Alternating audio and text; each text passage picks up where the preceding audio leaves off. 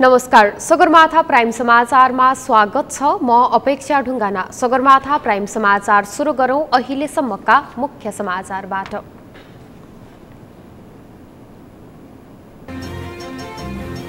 प्रधानमन्त्री देउवा र प्रतिपक्षी दल एमाले अध्यक्ष ओलीबीच भेटवार्ता, संसदको अवरोध खुलाउने बारे छलफल।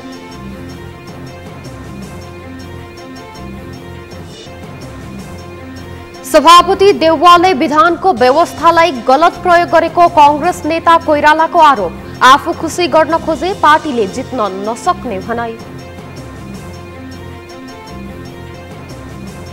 नेकपा माओवादी केन्द्रका अध्यक्ष दाहाल र नेता श्रेष्ठ कोरोना संक्रमित, दुवैजना होम आइसोलेसनमा, पूर्व निर्धारित सबै कार्यक्रम स्थगित।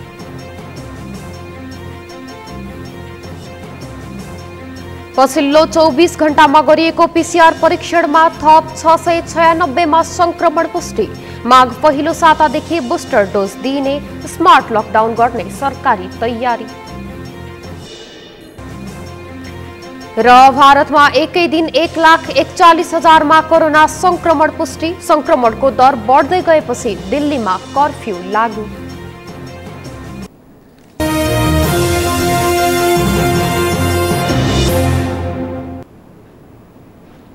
सगरमाथा प्राइम समाचार अब विस्तारमा। प्रधानमन्त्री शेरबहादुर देउवा र प्रमुख प्रतिपक्ष दल नेकपा एमालेका अध्यक्ष केपी शर्मा ओलीबीच भेटवार्ता भएको छ। एमालेले संसद निरन्तर अवरुद्ध पारिरहेका बेला प्रधानमन्त्री देउवा प्रमुख प्रतिपक्ष दलका नेता समेत रहनुभएका अध्यक्ष ओलीलाई भेट्न आज बिहान उहाँकै निवास बालकोट पुग्नु भएको हो।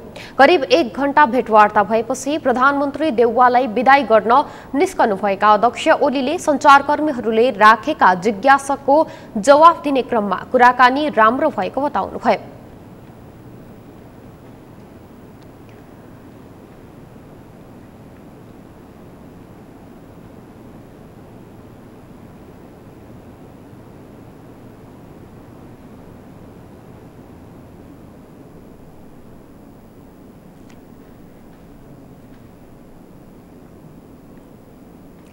एमालेले आफ्नो पार्टी फुटाउन अध्यादेश ल्याएको, पार्टीले निष्कासन गरेका सांसदहरूलाई सांसद पद नरहेको सूचना सभामुख अग्निप्रसाद सापकोटाले नटासेकोमा आपत्ति जनाउँदै संसद बैठक निरन्तर अवरुद्ध पार्दै आएको छ।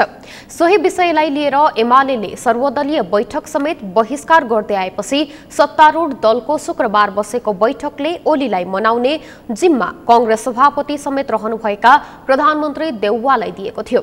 प्रधानमन्त्री देउवामाथि एमसीसी सम्झौता संसदबाट पारित गराउनुपर्ने दबाव पनि छ। तर ती विषयहरूमा छलफल गर्न बोलाइएको बैठकमा एमालेले सहभागी हुन नसक्ने अडान राख्दै आएको छ।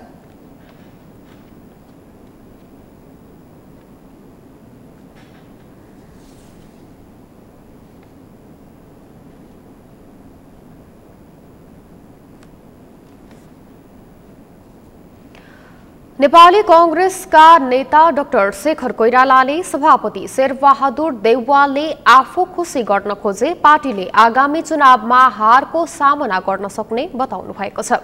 सुनसरीको इनरुवामा सञ्चारकर्मीहरूसँगको कुराकानी गर्दै नेता कोइरालाले सभापतिले म सबैको हुँ भने पनि विश्वासको वातावरण भने बनि नसकेको बताउनुभयो। सभापति शेरबहादुर देउवाले विधानमा भएको व्यवस्थालाई गलत रूपमा प्रयोग गरेर नियुक्ति गरिएको बताउनुभयो।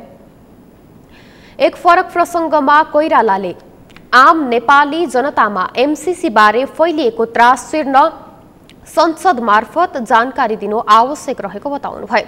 कोइरालाले व्यवस्थापिका, कार्यपालिका र न्यायपालिका अस्तव्यस्त भएको भन्दै अवरुद्ध संसद सुचारू गर्नतर्फ कांग्रेस र एमाले दुवै लाग्नुपर्ने बताउनुभयो।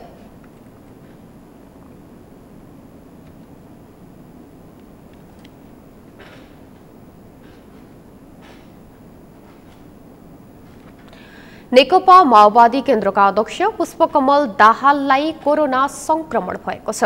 स्वास्थ्यमा केही असहज महसुस भएपछि गरिएको पीसीआर परीक्षणमा दाहाललाई कोभिड पोजिटिभ पुष्टि भएको उहाँको निजी सचिवालयले जानकारी दिएको छ।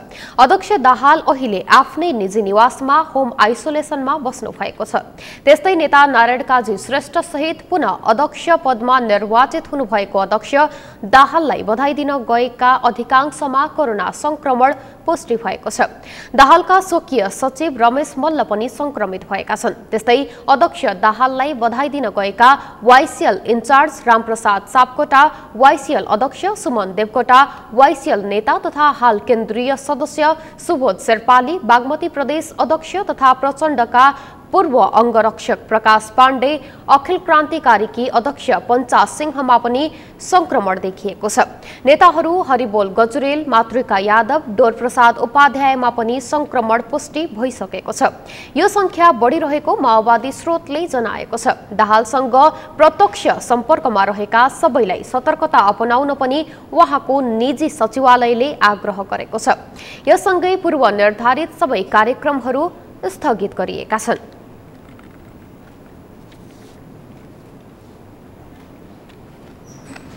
नेकपा एकीकृत समाजवादी निकट युवा संघ नेपालले पशुपति क्षेत्रभित्र रहेको सार्वजनिक सम्पत्ति अतिक्रमित भएको निष्कर्ष निकाल्दै फिर्ता ल्याइ छोड्ने जनाएको छ।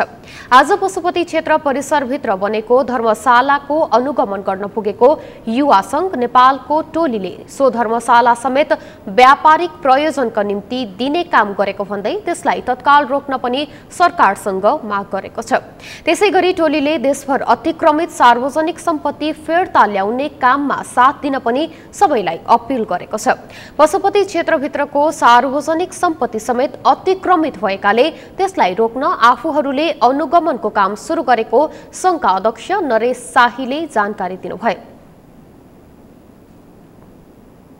लुटिने प्रयास भएको छ, त्यसलाई रोक्नका लागि, त्यसलाई जनतामा फिर्ता ल्याउनका लागि हामीले चाहिँ हिजोको निर्णय एउटा सार्वजनिक जग्गा सार्वजनिक सम्पत्ति दुरुपयोग गरिरहेकोहरूको छानबिन गर्नका लागि उपमहासचिव कमरेड प्रवक्ता सञ्जीव राईको नेतृत्वमा एउटा कार्यदल बनाएका छौँ। त्यसले आफ्नो काम सुरु गरेको छ। आज हाम्रो यो प्रारम्भिक कुरा हो। प्रारम्भिक रूपमा हामीले अवलोकन गरेका छौँ र यो प्रारम्भिक अवलोकनको क्रममा म यो हाम्रो धर्मशालालाई होटलको रूपमा चलाइरहेको व्यवस्थापन समूहलाई जति काम भएको छ यहीँनिर रोक्न र बाँकी कुराहरू अगाडि चाहिँ एउटा निष्कर्ष नपुगेसम्म रोक्नका लागि म अनुरोध गर्दछु। युवा संघ नेपालले नारायण हिटी संग्रहालयमा बतास समूहले बनाउन लागेको रेस्टुरेन्ट भत्काउन निर्देशन दिएको भन्दै संस्कृति पर्यटन तथा नागरिक उड्डयन मन्त्री प्रेम बहादुर आलेलाई धन्यवाद समेत दिएको छ।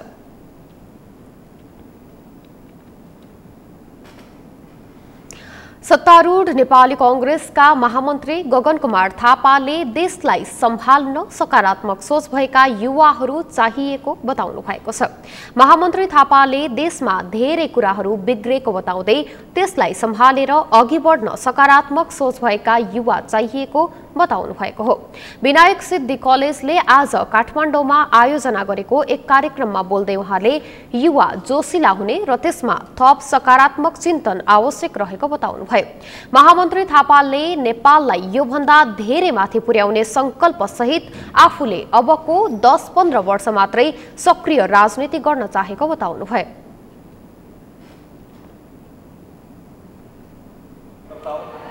मैले मेरो आफ्नो जीवनको 20-25-30 वर्ष एउटा राजनीतिक कार्यकर्ताबाट बिताएको छु। अर्को 10-15 वर्ष मात्रै नेपालको राजनीतिमा क्रियाशील रहन्छु, त्यसपछि विश्राम लिन्छु भन्ने मेरो सङ्कल्प छ। मैले विश्राम लिँदै गर्दा नेपाल योभन्दा धेरै माथि पुगेको हुन्छ भन्ने कुराको मेरो विश्वास छ र त्यहाँ काम गर्छु भन्ने कुराको मेरो सङ्कल्प छ। त्यसको लागि जम्मा एउटा कुरा चाहिएको छ। धेरै कुरा बिग्रेको छ, हामी सम्हाल्छौँ।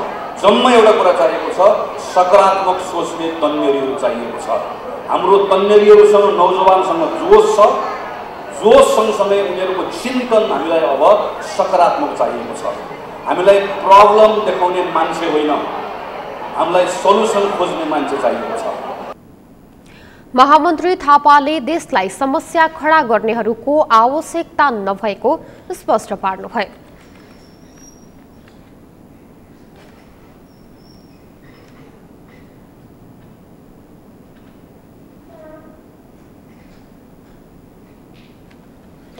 भूमि व्यवस्था सहकारी तथा गरिबी निवारण मन्त्री शशि श्रेष्ठले भूमिहीनता सदाका लागि अन्त्य हुने गरी काम गर्न राष्ट्रिय भूमि आयोगलाई निर्देशन दिनुभएको छ।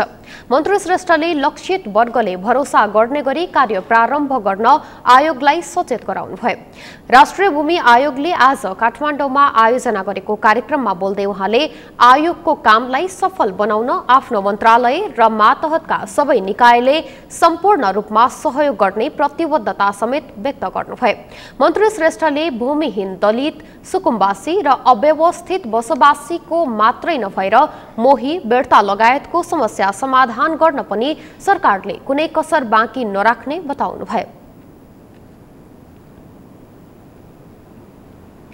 कार्यक्रममा बोल्दै राष्ट्रिय भूमि आयोगका अध्यक्ष केशव निरौलाले भूमिहीनहरूको समस्या समाधान हुने गरी आयोगले आफ्नो कामलाई अघि बढाएको बताउनुभयो। उहाँले वर्तमान सरकारले भूमिहीनहरूको समस्या समाधानको कामलाई प्राथमिकताका साथ अघि बढाएको दावी समेत गर्नुभयो। अध्यक्ष निरौलाले भूमिहीनहरूको समस्या समाधानका लागि आयोगले स्थानीय सरकारसँग मिलेर काम हुने गरी कार्ययोजना तयार गरेको पनि बताउनुभयो।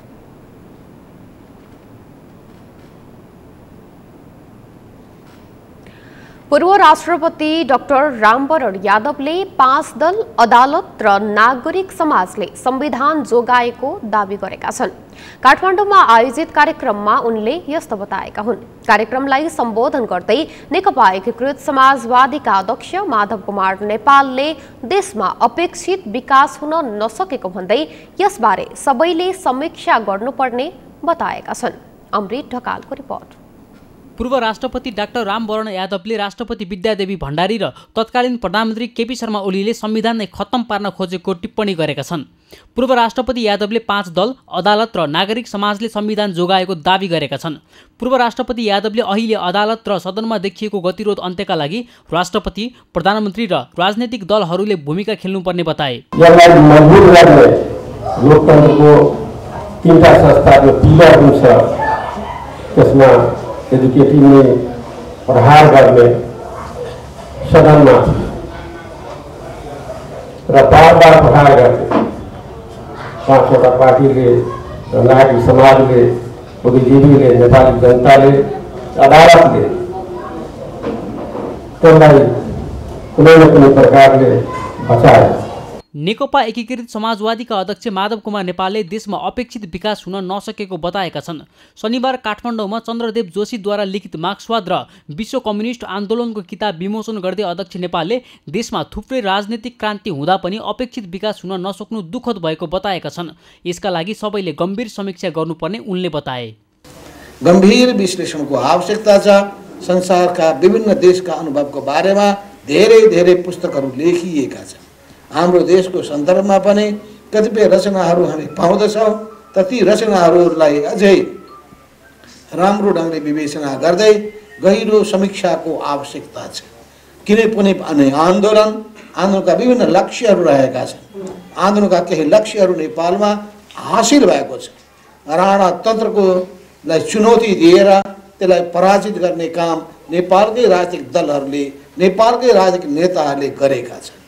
हाम्रै देशका नेताहरूले विदेशीहरूलाई चुनौती दिएका छन्। नेपालमा आधिपत्य जमाउन दिएनन्। नेपाललाई स्वतन्त्र र स्वाभिमानी मुलुकको रूपमा कायम गर्ने काममा भूमिका खेलेका छन्। त्यस्ता व्यक्तित्वहरूका साथसाथै राजनीतिक दलहरूले पनि भूमिका खेलेर राणातन्त्रलाई र निरङ्कुश शासनलाई उखेलेर फालेका हुन्।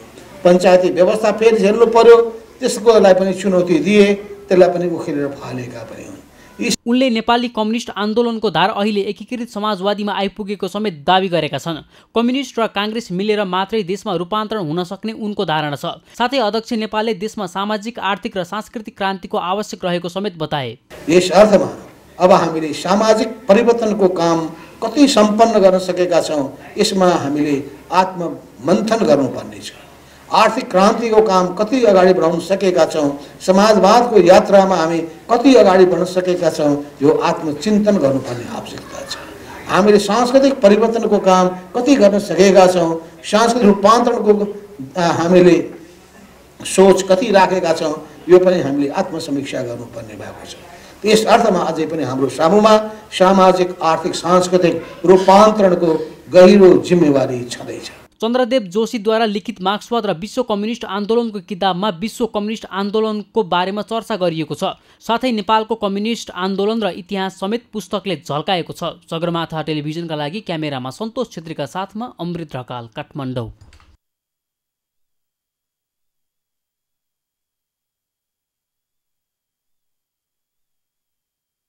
नेपालको आन्तरिक मामिलामा चीनले हस्तक्षेप गरिरहेको एक कार्यक्रममा वक्ताहरूले आरोप लगाएका छन्। सप्तरीको कठौनामा राष्ट्रिय हिन्दू पत्रकार सञ्जालले आयोजना गरेको कार्यक्रममा बोल्दै वक्ताहरूले नेपालको भूमिमा चीनले आफ्नो अनुकूल काम गरिरहेको बताएका हुन्। उनीहरूले तराई मधेसका व्यक्तिहरूलाई चीनले प्रलोभनमा पारेको आरोप लगाएका छन्। कार्यक्रममा नेपाली कांग्रेसका नेता बुद्धिजीवी सबुरलाल साहुले मधेसमा चीनिया कम्पनीहरूले चीनबाट कामदार ल्याई नेपाली कामदारहरूको पनि श्रम शोषण गरिरहेको आरोप लगाउनुभयो।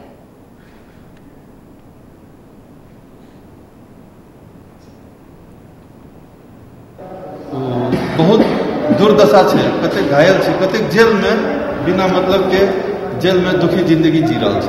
इस सब विषय पर एक गहन अध्ययन होना चाहिए, एक गहन छलफल और चर्चा चलना चाहिए। आंदोलन के समय में सब ईमानदारिता से देखबे छै, लेकिन आई वह आंदोलन से नेतृत्व में एला जना उपेंद्र यादव जी सब एक टाइम में अपना आप को स्वघोषित मधेश के मसीहा के आई कारण की छै, वो सब कतऽ छै, वो मांग कतऽ छै, आई सरकार में छै, उनका सबके जे छै से सबसे पहलू दायित्व बने छै एहि विषय पर मधेसी जनता, नेपाली में खास करके मधेसी जनता के वर्ग में आवे वाला जो समस्या सब है ओकर संभावना, चुनौती और उपलब्धि, एहि तीनटा विषय पर गहन छलफल रखना चाहिए, मार्गदर्शन देना चाहिए। कार्यक्रममा नेपाली कांग्रेसका प्रदेश क्षेत्रीय सभापति उमेश मिश्राले चीनले आफ्नो प्रभाव बढाउन मधेसवादी दलका केही नेताहरूसँग सम्पर्क बढाउन खोजेको आरोप लगाउनुभयो।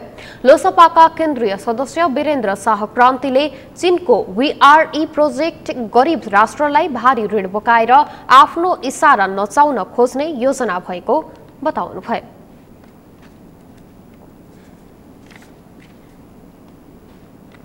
समाचारमा पालो भएको छ विश्रामको। विश्रामपछि पछिल्लो 24 घण्टामा गरिएको पीसीआर परीक्षणमा थप 696 मा संक्रमण पुष्टि। माघ पहिलो सातादेखि बुस्टर डोज दिने, स्मार्ट लकडाउन गर्ने सरकारी तयारी। काठमाडौँको ट्राफिक व्यवस्थापन अस्तव्यस्त, सवारी साधनको जाम अत्याधिक बढ्दो, सर्वसाधारणलाई गन्तव्यमा पुग्न मुस्किल।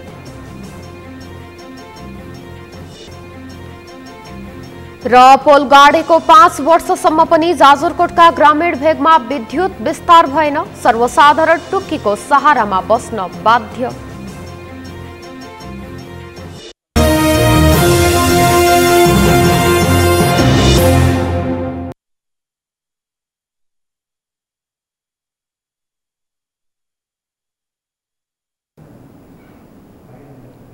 विश्रामपछि सगरमाथा प्राइम समाचारमा पुनः स्वागत छ। अब बाँकी समाचार।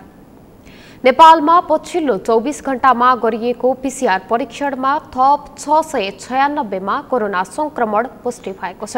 यो सँगै नेपालमा संक्रमितको कुल संख्या 8,31,748 पुगेको छ। यस्तै थप 297 जना निको भएका छन्। यो सँगै निको हुनेको कुल संख्या 8,14,006 रहेको छ। कोरोना संक्रमणबाट हालसम्म नेपालमा 11,602 को मृत्यु भएको छ। हाल 6,140 सक्रिय संक्रमित रहेका छन्। हाल 113 जना क्वारेन्टिनमा रहेका छन्। दैनिक संक्रमण दर बढ्न थालेसँगै सतर्कता अपनाउन स्वास्थ्य मन्त्रालयले आग्रह गरेको छ। मन्त्रालयले भिडभाड नगर्न, स्वास्थ्य मापदण्डको पालना गर्दै अनिवार्य रूपमा मास्कको प्रयोग गर्न अनुरोध गरेको छ। यसैबीच अग्रपंक्तिमा काम गर्ने र 60 वर्षभन्दा माथिका ज्येष्ठ नागरिकलाई आगामी माघ पहिलो सातादेखि कोभिड-19 विरुद्धको तेस्रो मात्रा खोप दिइने भएको छ। स्वास्थ्य तथा जनसंख्या मन्त्रालयका सचिव डाक्टर रोशन पोखरेलले माघको पहिलो सातादेखि अग्रपंक्तिमा काम गर्ने चिकित्सक, स्वास्थ्यकर्मी, सुरक्षाकर्मीलाई खोप दिन लागिएको बताउनुभयो। यस्तै माघको दोस्रो सातादेखि रोग प्रतिरोधात्मक क्षमतामा कम भएका तथा 60 वर्ष माथिका सबैलाई अतिरिक्त थप 1 मात्राको खोप लगाइनेछ। उहाँले सम्भावित कोरोना भाइरसको तेस्रो लहरलाई दृष्टिगत गर्दै कोरोना भाइरसको थप 1 मात्रा दिन लागिएको बताउनुभयो। कोभिड-19 खोप सल्लाहकार समितिको सिफारिसमा मन्त्रालयले थप 1 मात्रा खोप दिन लागेको हो। यस्तै कोभिड-19 विरुद्धको पूर्ण मात्रा खोप लगाएको 3 महिना पुगेका 60 वर्षभन्दा माथिका ज्येष्ठ नागरिकको साथै मध्यम तथा गम्भीर रूपमा रोग प्रतिरोधात्मक क्षमता कम भएका व्यक्ति, सक्रिय क्यान्सरका रोगी, अङ्ग प्रत्यारोपण गरेका बिरामी, HIV भएका बिरामी, उपचारका क्रममा रोग प्रतिरोधात्मक क्षमता कम गराउने औषधि सेवन गरिरहेका बिरामीलाई पनि अतिरिक्त मात्रा खोप दिइने जनाइएको छ।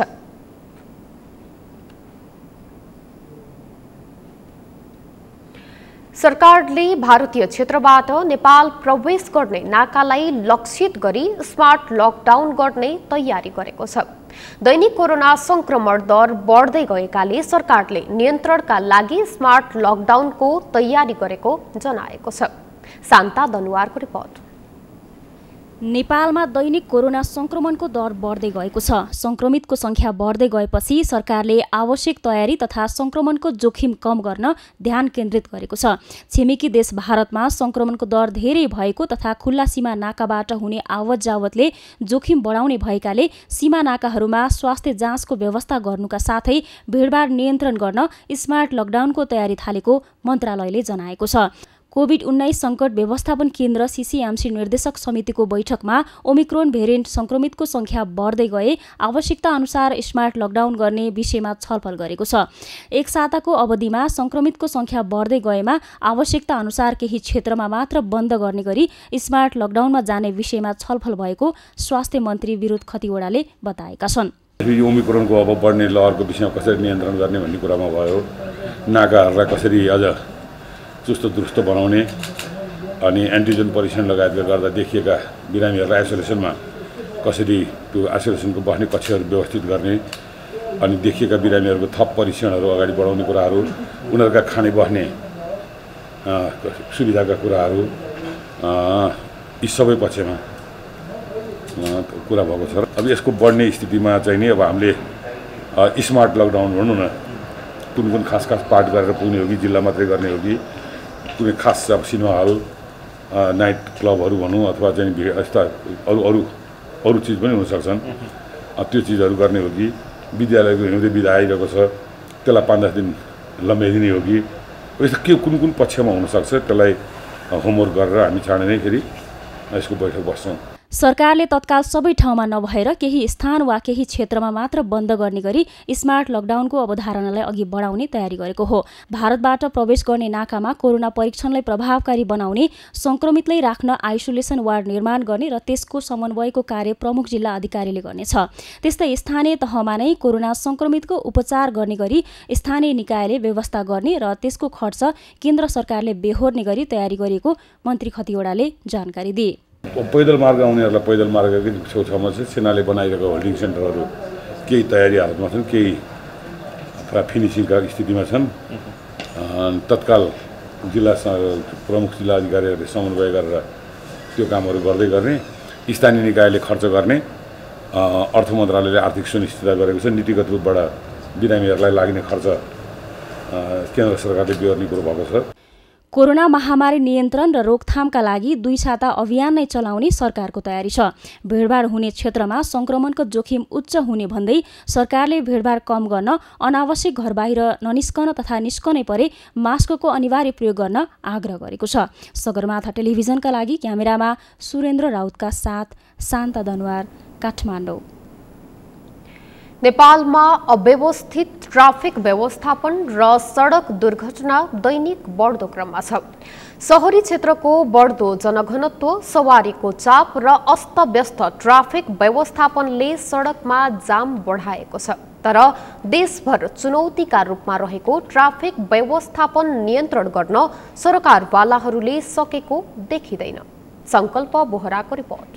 यो देशको राजधानी अनि पहिलो महानगर काठमाडौँ महानगरपालिकाको दृश्य हो। यहाँ दैनिक हजारौं सवारी गुड्छन्, तर सबै खाले निकाय भएको यही काठमाडौँमा ट्राफिक व्यवस्थापन भने अस्तव्यस्त छ। जता हेरे पनि काठमाडौँका सडकमा प्राय सवारीको जाम देखिन्छ। काठमाडौँ मुख्य तथा संवेदनशील मानिएका चोकमा समेत न त सडक बत्ती छ, न त ट्राफिक लाइटको नै उचित व्यवस्थापन छ। अझ आकाशे पुल, अन्डरपासको त कुरै नगरौं। अझ सडकमा हुने सवारी साधनको जाम अत्यास लाग्दो छ। देशको राजधानी भएर पनि काठमाडौँमा प्राय सडकमा जाम हुन्छ। यसरी हुने जाम नियन्त्रणका लागि ट्राफिक प्रहरी सडकमा त खटिन्छ, तर यसको व्यवस्थापन गर्न भने सकेको छैन। अझ कतिपय सडकमा भएका खाल्डाखुल्डी र साङ्गुरो हुँदा जामको समस्या झनै बढेर गएको छ।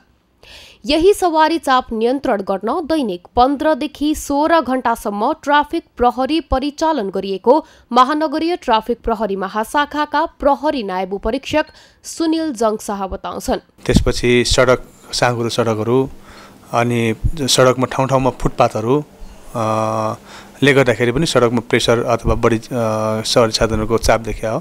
तैपनि त्यो सवारी साधनलाई व्यवस्थित गर्नको लागि हामीसँग भएको ट्राफिक प्रहरी जुन जनशक्ति छ त्यसलाई हामीले अधिकतम रूपमा प्रयोग गरेर एक दिनमा मिनिमम 15 देखि 16 घण्टासम्म हाम्रो ट्राफिकको जनशक्ति खटिएको पनि छ। काठमाडौँमा कोटेश्वर, कलङ्की, नयाँ बानेश्वर, गौशाला, लोकन्थली, थापाथली र त्रिपुरेश्वरमा मुख्य जाम हुने गरेको छ। अझ थापाथलीमा भ्यालीका र नाकाबाट आएका साधनको बढी चाप हुने गरेको छ। महाशाखाका अनुसार काठमाडौँमा जति साधन छन् त्यस अनुसारको सडक छैन। अझ ट्राफिक नियमको अवज्ञा समेत बढी हुँदा ट्राफिक व्यवस्थापनमा समस्या भएको ट्राफिक प्रहरीको गुनासो छ। ट्राफिक नियम पालना नगर्नेमा किशोर किशोरीहरू बढिरहेको ट्राफिक प्रहरी निरीक्षक प्रसिद्धिका कडेल बताउँछिन्। यङ एजले चाहिँ अलिक बढी गरेको पाइन्छ, तर गर्न त सबैलाई हतार हुन्छ। हामी टाइममा निक्लिँदैनौँ, टाइममा पुग्नुपर्ने बाध्यता र टाइममा ननिक्लिनु पर्ने हाम्रो कमजोरीको कारणले गर्दा चाहिँ जथाभावी जतापट्टिबाट पनि घुमाइदिने, जतापट्टिबाट युटर्न गरिदिने, राइट टर्न गरिदिने समस्याहरू चाहिँ धेरै पाउन सक्छौँ। सडकमा न त गतिलो जेब्रा क्रसिङ छ, न त ट्राफिक लाइटको नै उचित व्यवस्थापन छ। समयमा पुग्नुपर्ने ठाउँमा पुग्न पनि सडकका जामले समस्या हुने गरेको यात्रुको गुनासो छ। सरकार र सडक विभागको लापरवाहीका कारण जनताले शास्ति भोग्नु परेको सर्वसाधारण गुनासो गर्छन्। बिग्रिनको कारणले गर्दा ट्राफिकहरूले चाहिँ आफ्नै मनलाग्दी रूपमा के जता पाए त्यतै छोडिरहेको हुन्छ। जता बढी जता मन लाग्यो त्यतै के कमन नभइकन, कमन हुँदैन के, जस्तै टाइम कमन नभइकन जता मन लाग्यो त्यतै छोडिरहेको हुन्छ। त्यो पनि हो एउटा अर्को बाटो, अर्को विकल्प पनि नहुनु हो के, बाटोको अर्को विकल्प नहुनु पनि जाम बढ्नुको कारण हो। सरकारको लापरवाही नै हो यो त एउटा होइन, किनभने जिम्मेवारी नै छैनन् कुनै पनि नेताहरू कोही पनि हाम्रो होइन। त्यसले गर्दाखेरि नै यो सडक व्यवस्था पनि भएको छैन, बाटो साँघुरो छ, गाडीहरू थपिराखेको छ, अब त्यस्तै छ अहिले। त्यसले गर्दाखेरि जाम हुन्छ बढी। यसरी हुने ट्राफिक जामको व्यवस्थापनमा केवल सडकमा ट्राफिक प्रहरी खटाएर मात्रै नहुने भएकाले चोकमा सडक पूर्वाधार थप्न र सडकको मर्मत गर्न समेत आवश्यक छ। सगरमाथा टेलिभिजनका लागि क्यामेरामा सुरेन्द्र राउत र सन्तोष छेत्रीका साथमा संकल्प बोहरा, काठमाडौँ।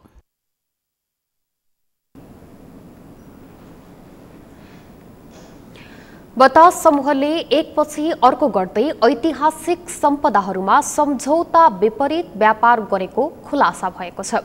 नारायणहिटी संग्रहालय र तिलगङ्गाको धर्मशालामा सम्झौता विपरीत व्यापार गरेको बतास समूहले पाटन दरबार क्षेत्रको मल्लकालीन सम्पदामा पनि सम्झौता विपरीत व्यापार गरिरहेको खुलेको छ।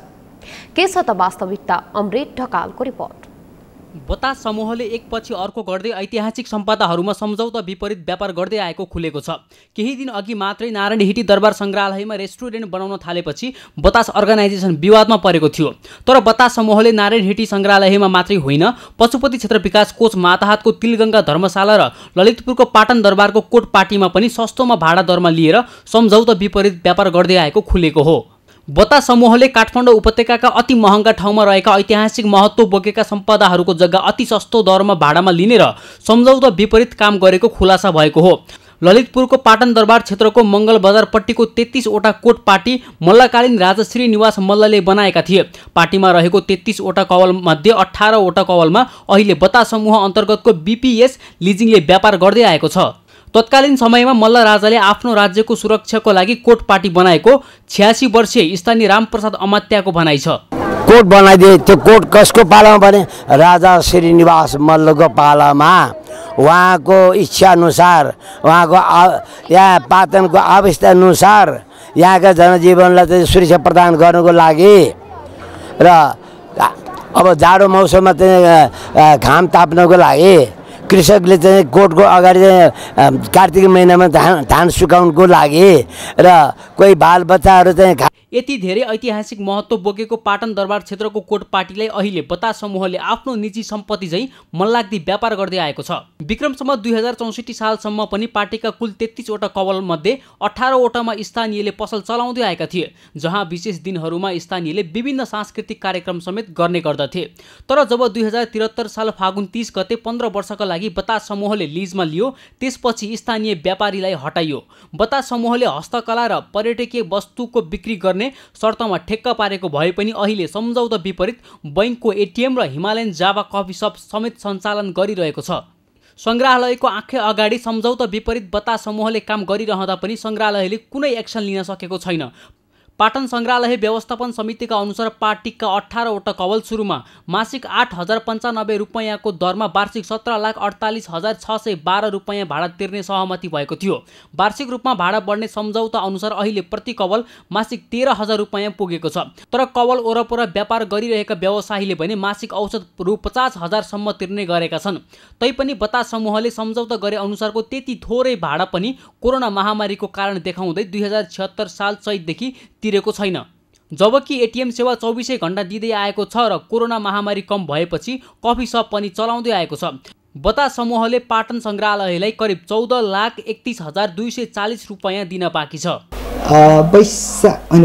फर्स्टदेखि सुरु गरेँ मैले, फर्स्ट लकडाउनबाटै 2019 को 20 को अर्लीको त्यो बेला एडभान्स थियो। त्यसपछि एडभान्समा कभर भयो। हाम्रो 84 एडभान्स लिन्छौँ नि, अहिले उहाँले चाहिँ एडभान्सै दिनुभएको छैन। गजबको कुरा त के छ भने सङ्ग्रहालयले 2 वटा कवल स्थानीयलाई पनि भाडामा लगाएको थियो। तर कोरोना कहरमा उनीहरूले भाडा तिर्न नसकेपछि उनीहरूसँगको सम्झौता खारिज भएको सङ्ग्रहालयकै भनाइ छ। ठुलालाई चैन र सानालाई ऐन भने चाहिँ बतास समूहलाई भने कारबाही भएको छैन। किन त? कसैले आउनु त्यतिकै उसले भाडामा तिरेर हामी बोल्नु भएन यसमा, एउटा एथिकली होइन। त्यहाँ उसले म जबरजस्ती रेस्टुरेन्ट राख्छु, जबरजस्ती म जस्तो आइसक्रिम पार्लर राख्छु या फ्यान्सी पसल राख्छु भन्यो भने हामी त राख्नै दिँदैनौँ। त्यो कुनै हामी राख्नु डेफिनेटली हुनसक्छ। त्यो भएपछि त हामीले क्लियरै सम्झौतामै लेखेको छ, उसले सम्झौता विपरीत कार्य गर्यो भने हामी खारेज गर्छु भनिन्छ। भाडा पनि कुरा उठाउनु भयो, मैले त पशुपतिको कुरा पनि उठाएँ मैले तिलगङ्गाको। जस्तै भाडा चाहिँ समयमा तिरेको छ कि छैन र अहिलेसम्म कम्प्लिट भएको छ कि छैन? किनभने यो महालेखाको कार्यालयमा यो चाहिँ त्यो छ, हिजोको रिपोर्ट बनाउँदा पनि महालेखाको प्रतिवेदन हालेरै बनाएको छु मैले। यहाँको चाहिँ हेरेको छु, अब गएर हेर्छु मैले। यहाँको कोभिडको भएको त केही भाडा हामी बाँकी छ। 84 मैले एडभान्स तिर्नुपर्ने ठाउँमा तिरेको छैन। यो चाहिँ हामी ताकेटा गरेर पत्र पठाइरहेको छौँ। कोभिडको टाइममा है, कोभिडभन्दा अगाडि क्लियर छन्। कोभिड भएपछि अब केही बेला लकडाउन पनि भयो होइन, झन् 5-6 महिना त बन्दै भयो। त्यसपछि बल्ल टेक अवेबाट सुरु भएको भनौँ न। पसलहरू त खासै चलाएको थिएन होइन। एटिएम त चल्यो, तर एटिएम पनि अब कोभिड टाइममा त बन्द भएको थियो। कोभिड टाइममा उहाँले केही रोकेको थियो।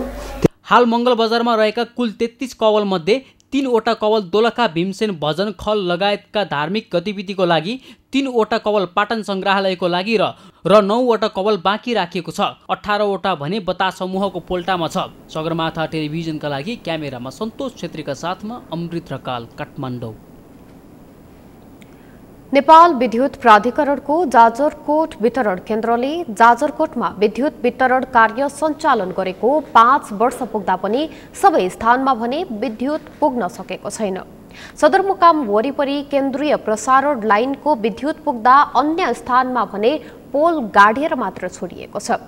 केन्द्रीय प्रसारणले विद्युत लाइन जोड्न ढिलाइ गरेपछि विद्युतको उज्यालोमा बस्ने स्थानीयको सपना अन्धकारमा नै सीमित हुन पुगेको छ।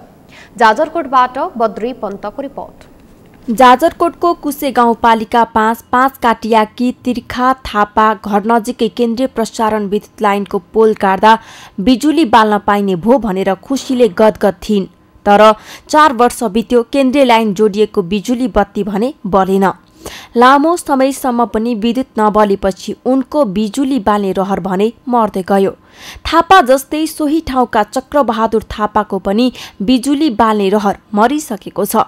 केन्द्रीय प्रसारण विद्युत लाइनको पोल पुगेपछि निकै हौसिएका स्थानीय अहिले निराश भएका छन्। यस्तो छ, हामीले सिडिओ कार्यालयमा 2 चोटि ज्ञापन पत्र पनि दिइसकेका हो र विद्युत अफिसलाई पनि दिएको हो र यो 4 वर्ष भयो पोल बिछ्याएको र कोही तार तानेको पनि एकदमै गाह्रो छ। किनभने सञ्चालन गर्नको लागि पोलहरू ढलिसकेका छन्, केही पोलहरू तारहरू चुट्टिसकेका छन्, एकदमै अलपत्र छ र विद्युत अफिसले पनि एकदमै लापरवाही गरेको छ। ठेकेदार आरके कन्स्ट्रक्सनलाई केही पनि गर्न सक्दैन भन्ने खालको चाहिँ विद्युत अफिसको पनि भनाइ छ। सिडिओ साहबसँग पटक पटक जाँदा चाहिँ त्यस्तो खालको सिडिओ साहबको पनि त्यस्तै खालको छ। त्यो भएर अब छिटोभन्दा छिटो विद्युत बनिदिएको भए हामीलाई एकदमै राम्रो हुन्थ्यो भन्ने हो। शक्तिप्रसाद कामरेडले के भन्नुभयो भनेपछि तपाईँको म 6 महिनाभित्रै बत्ती पालिदिन्छु, यो 5 काटीसम्म भन्नुभयो। तिहारको दसैँको टाइममा बत्ती बाल्छु भने अहिलेसम्म 4 वर्षमा बत्तीको सञ्चालन कुनै केही पाएको छैन। कार्यालयमा कुरा पनि धेरै गयो तर उहिले पनि केही सम्पर्क गर्न सकेका छैन, अहिलेसम्म सम्पन्न गर्न सकेका छैन। जाजरकोट वितरण केन्द्रको लापरवाहीले गर्दा दुर्गम गाउँका स्थानीयवासी विद्युत बाल्नबाट वञ्चित भएको बताउँछन्। धन्यवाद छ हजुरलाई। अब बत्ती त बाल्न पाएको छैनन्। अब पोलहरू गाडेको 4 वर्ष भइसक्यो। अब बत्तीहरू बाल्छौँ भने हामी डेलिगेसन लिएर जिल्लामा 2 पटक गइसक्यौँ। अब ठेकेदारले पनि सुन्दैनन्, अब विद्युत कार्यालयले पनि सुन्दैन। अब पोलहरू अब बिस्तारै उखेल्ने त होला। अब नबालेपछि के गर्ने, जनताहरू अँध्यारोमा बस्नु परेको छ।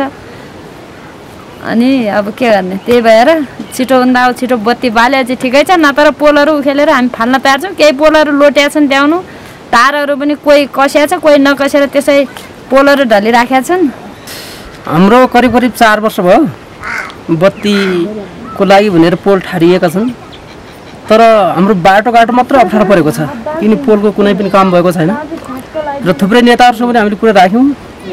यति मात्र नभएर जिल्लातिर पनि कुरा राख्यौँ, कतैबाट पनि पहल नभएको हुनाले अब हामीले अहिले सगरमाथा टेलिभिजनसँग अथवा हाम्रो पत्रकार भाइसँग आग्रह गर्न चाहन्छु कि यसलाई जसरी हुन्छ अबको मानव 78-79 तिर जसरी पनि बत्ती बल्नु पर्यो भन्ने हाम्रो माग हुनेछ।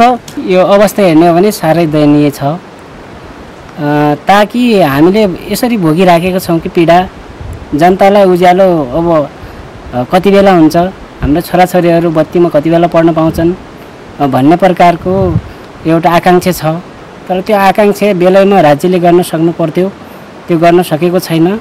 एकातिर राज्यका भ्रष्टहरूले के गरिरहेछन् भने विद्युत विदेशी राष्ट्रहरूलाई निर्यात गर्नुपर्छ भनेर बकुमपछि गफ लगाइरहेछन् सत्तामा रहेका सत्तासीन सम्बन्धित सरकारवाला सत्ताका मन्त्रालयका कमान्डरहरूले। तर देशकै हाम्रै तमाम गाउँ बस्तीमा हाम्रो झुपडीहरूमा विद्युत नपाएर विद्युतकै कारणले गर्दा आशमा आफ्नो जीवन गुजारिरहेका छन्। सदरमुकाम वरिपरिका केही ठाउँमा मात्र केन्द्रीय प्रसारण पुगेको भए पनि अन्य गाउँसम्म पुग्न सकेको छैन। सुर्खेतको राकमबाट आएको 33 केबी प्रसारण लाइन जाजरकोट कुदुमा छ भने अर्को रग्दाको चौखामा रहे पनि निर्माण काम नहुँदा जाजरकोट, पश्चिम रुकुम र डोल्पा जिल्लाको लागि केन्द्रीय प्रसारण लाइन वितरण गर्न ढिलाइ भएको छ। खलङ्गाबाट नलगाड हुँदै बारेकोट कुशे गाउँपालिकासम्म बिजुली विस्तारका लागि वाइपी कन्स्ट्रक्सनले 6 महिनामा काम सक्ने गरी 2072 सालमा ठेक्का सम्झौता गरेको थियो। तर 4 वर्षसम्म काम नगर्दा स्थानीयको केन्द्रीय विद्युत बाल्ने रहर अधुरै बन्दै गएको छ। प्राधिकरणको लापरवाहीले विद्युत जडान कार्य अलपत्र परेको प्रमुख जिल्ला अधिकारी प्रेम प्रसाद देवकोटाले बताए। समस्याहरू भइरहेको छ, पोलहरू चाहिँ गाड्ने, उक्काउने लगायतका कामहरूको धेरै गुनासोहरू आएको छ। यस सम्बन्धमा चाहिँ हामीले यो यहाँ विद्युत वितरण शाखाको प्रमुखलाई बोलाएर यहाँको स्थानीय ठेकेदारहरूलाई अथवा निर्माण व्यवसायहरूलाई तुरुन्तै काम गर्ने र के कति कारणले काम गर्न उहाँहरूलाई चाहिँ के अरे अवरोध उत्पन्न भएको छ, त्यो अवरोधहरूलाई चाहिँ हटाउने सम्बन्धमा चाहिँ हामीले तुरुन्तै समन्वय बैठक राखेका छौँ। आज बिहान मात्रै मैले विद्युत वितरण केन्द्रको कार्य प्रमुखलाई बोलाएर त्यो चाहिँ निर्देशन दिइसकेको छु। जाजरकोट वितरण केन्द्रका प्रमुख अभिषेक राज कलवारले अलपत्र रहेको विद्युत काम छिटै नै अगाडि बढ्ने बताएका छन्। प्रादेशिक कार्यालय सुर्खेतबाट ठेक्का भएको काम अलपत्र परेको बताउँदै त्यसलाई अगाडि बढाउन आफूले पहल थालेको बताए। म आउने बित्तिकै सबै ठेकेदारहरूलाई मैले कल सम्पर्क गरेको थिएँ, कल गरेर सबैलाई बोलाएँ अनि उहाँहरूले चाहिँ काम गर्नुहुन्छ कि गर्नु हुँदैन भनेर ठाडो प्रश्न गर्दा चाहिँ उहाँले हैन सर काम गर्ने हो, हामीलाई पहिला सामानको अभाव थियो, सामान पनि मैले मगाइसकेँ, अब सामान उहाँलाई पर्याप्त मात्रामा पहिला थिएन, अहिले सामान उहाँलाई पर्याप्त मात्रामा पाइसके, अब उहाँहरूले काम पनि स्टार्ट गरिसके, अब तपाईँहरूले केही दिनमै त्यो काम सम्पन्न भई बत्ती बल्ने चाहिँ सुखद खबर चाहिँ पाउनु हुनेछ। जिल्लाका 7 स्थानीय तहमध्ये छेडागाड नगरपालिका, भेरी नगरपालिका, नलगाड नगरपालिका र शिवालय गाउँपालिकाका केही स्थानमा मात्र केन्द्रीय विद्युत पुगेको छ। विद्युत नहुँदा सरकारी सेवा प्रवाह, बैंकिङ कार्य, पठन पाठन, पूर्वाधार निर्माण, उद्योग सञ्चालन लगायतमा बाधा पुगेको छ। जनताको सुविधालाई ध्यानमा राखेर छिटो भन्दा छिटो बिजुली जोड्न सम्बन्धित निकायको ध्यान जानु आवश्यक देखिन्छ। सगरमाथा टेलिभिजनका लागि जाजरकोटबाट बद्री पन्तको रिपोर्ट।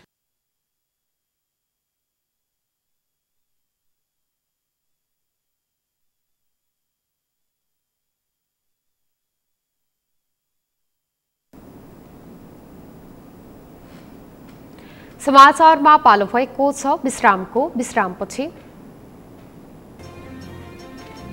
भारतमा एकै दिन 1,41,000मा कोरोना संक्रमण पुष्टि, संक्रमणको दर बढ्दै गएपछि दिल्लीमा कर्फ्यू लागू।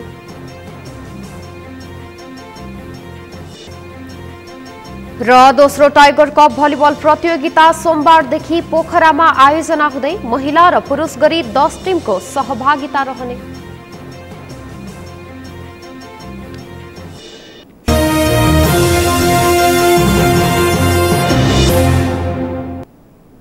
समाचारको अन्त्यमा मुख्य समाचार फेरि एकपटक।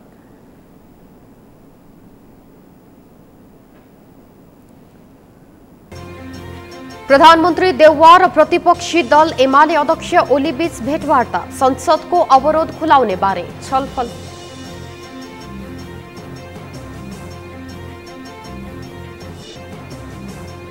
सभापति देउवाले विधानको व्यवस्थालाई गलत प्रयोग गरेको कांग्रेस नेता कोइरालाको आरोप, आफू खुसी गर्न खोजे पार्टीले जित्न नसक्ने भनाई। नेकपा माओवादी केन्द्रका अध्यक्ष दाहाल र नेता श्रेष्ठ कोरोना संक्रमित, दुवैजना होम आइसोलेसनमा, पूर्व निर्धारित सबै कार्यक्रम स्थगित।